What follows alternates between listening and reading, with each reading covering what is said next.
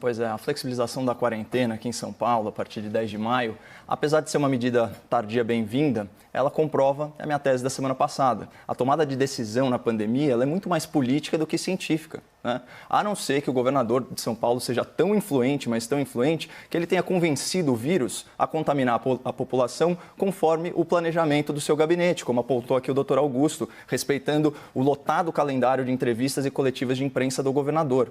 O João Dória Júnior é hoje o principal líder político do isolamento horizontal, da radicalização da quarentena e da paralisação da economia. Esse discurso ele tem amplo apoio na mídia, no Congresso, no Supremo Tribunal Federal. Nós já discutimos aqui as duas possibilidades desse fenômeno de aglutinação de forças. Ou nós acreditamos que Centrão, esquerda, grande imprensa e o STF acordaram patriotas e unidos pelo bem do Brasil, ou a gente precisa ficar alerta para a politização da pandemia. Então vamos fazer uma análise restrita à comunicação.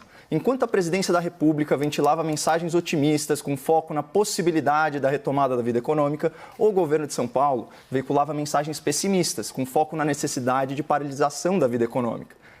Como a gente está falando de políticos em ambos os polos, não vamos falar em realidade, mas em narrativas, no viés emocional. A narrativa do governador vibrava no medo, na frequência do pânico. A narrativa do presidente vibrava na esperança, na frequência da superação da adversidade. Ao lado do governador, toda a força das elites política, midiática e judicial do país. Essas elites, elas atuaram e atuam ainda como uma caixa de ressonância ao seu discurso mais alarmista e mais intervencionista. Por exemplo, a manifestação oficial do governador de São Paulo em 9 de abril. Ele disse o seguinte, abre aspas, se não elevarmos esse nível de pessoas cumprindo a quarentena, não apenas o governo do estado, como também a Prefeitura de São Paulo, tomarão medidas mais rígidas, que isso significa que pessoas não poderão apenas receber advertência, mas também multa e voz de prisão.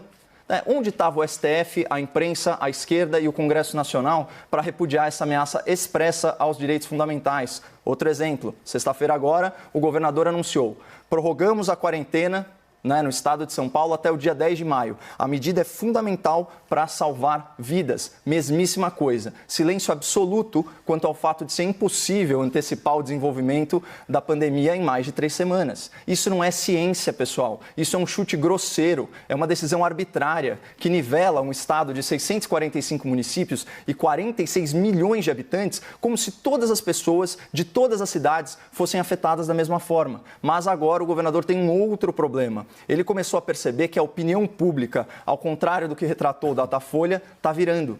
Paulistas saíram das suas casas no final de semana, correndo risco, pedindo para voltar ao trabalho. As redes sociais, elas se mobilizaram contra o primeiro-ministro imaginário do Brasil com a hashtag Fora Maia. E o apoio popular ao governador está derretendo a olhos vistos. Por isso que ele retirou as ameaças de prisão e multa para quem precisasse ir às ruas. Por isso que ele anunciou a flexibilização do isolamento, ora só, apenas 3 dias depois de anunciar a prorrogação da quarentena até 10 de maio.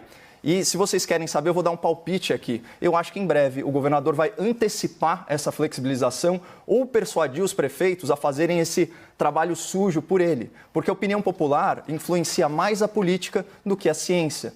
Por sorte, dessa vez, a população insatisfeita tem sim embasamento científico, porque a paralisação da economia no atual modelo é insustentável e pode causar muito mais mortes que o vírus pelo empobrecimento do país e das famílias brasileiras. Então, fica aqui os meus parabéns ao cidadão que está se mobilizando pelas redes sociais. Está surtindo efeito.